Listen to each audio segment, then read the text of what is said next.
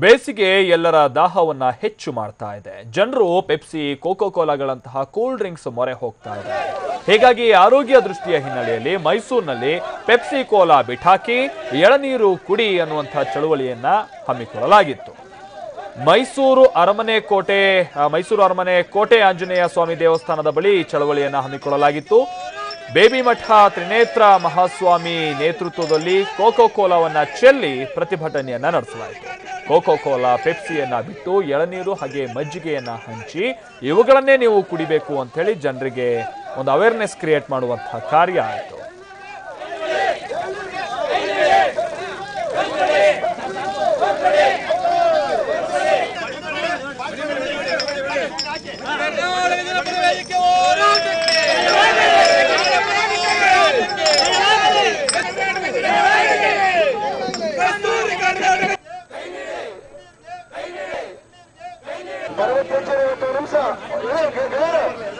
ಪರಮ ಪೂಜ್ಯರೇ ನೀರಿದೆ, ಕೋಲಾರಕ್ಕಿಲ್ಲ ನೀರು ಯಾಕಿಲ್ಲ ಅಂತನ್ನುವಂತ ಒಂದು ಆಂದೋಲನವನ್ನು ಇವತ್ತು ಬೆಂಗಳೂರಿನಿಂದ ಮೈಸೂರು ತನಕ ಇವತ್ತು ಹಮ್ಮಿಕೊಂಡು ಬಂದಿದೆ.